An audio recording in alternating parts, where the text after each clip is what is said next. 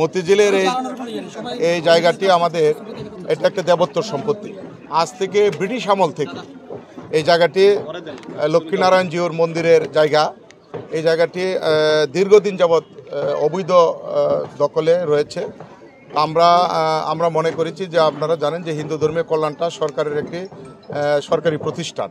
এই প্রতিষ্ঠানটির সরকার কিছু কার্যক্রমের দায়িত্ব দেওয়া হয়েছে। এর মধ্যে অন্যতম কার্যক্রম হচ্ছে অর্পিত সম্পত্তি, দেবত্ব সম্পত্তি উদ্ধার, সংরক্ষণ এবং রক্ষণাবেক্ষণ। আমরা খোঁজ খবর নিয়ে আমরা জানতে পারলাম যে এই জায়গাটি লক্ষ্মীনারায়ণ জিউর মন্দিরের জায়গা।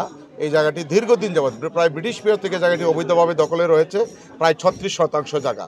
আমরা এই কারণে এই জায়গাটি আজকে মাননীয় জেলা প্রশাসক উনি তদন্ত সাপেক্ষে ওনারও অ্যাসিলেন্টের মাধ্যমে তদন্ত করিয়েছেন। করার পরে সেই তদন্ত রিপোর্ট এসেছে এটা দেবত্বর সম্পত্তি।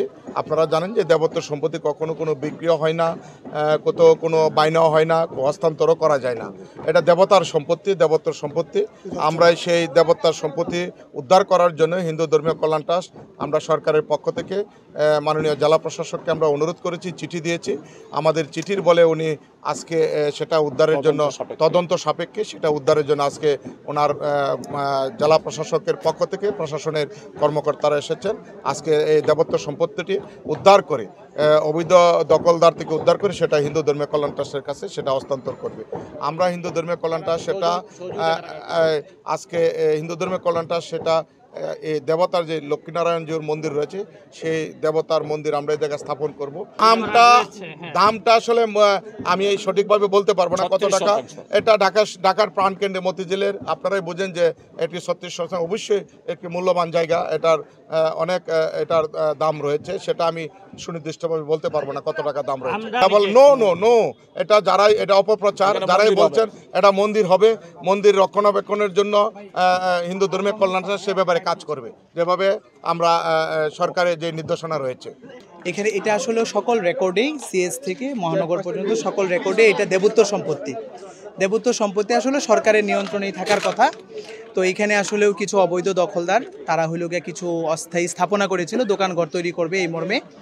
তো যখনই এটা মন্ত্রণালয় অবগত হয়, জেলা প্রশাসক স্যারকে অবগত করেন এবং জেলা প্রশাসক ঢাকা জনাব আনিসুর রহমান স্যারের নেতৃত্বেই এবং নির্দেশনায় আজকের এই উচ্ছেদ কার্যক্রম পরিচালনা হচ্ছে। আর এখানে আসলে সবই অস্থায়ী স্থাপনা ছিল, শুধু দুইটা, একটা ছোট একটা টং টাইপের একটা হোটেল আর একটা ছোট আসবাবপত্রের দোকান। আমরা তাদেরকে আগেও জানিয়েছি এবং আজকে এসেও তাদেরকে সকল মালামাল সরিয়ে নেওয়ার মতো পর্যাপ্ত সময় দিয়ে আমরা উচ্ছেদ কার্যক্রমটা পরিচালনা করেছি। এবং এখানে মোট জমির পরিমাণ বর্তমানে আছে 29.74, প্রায় 30%। এইটুকুই আপনারা যতটুকু দেখতে পাচ্ছেন, এইটুকুই আমাদের জায়গা। আমরা এইটুকুই আমাদের উচ্ছেদ কার্যক্রম প্রায় শেষের দিকে। এবং এখানে মোটামুটি ছোট দুইটা দোকান ছাড়া বাকি সবই অস্থায়ী স্থাপনা ছিল, ওইখানে অন্য কোনো ব্যবসা প্রতিষ্ঠান ছিল না।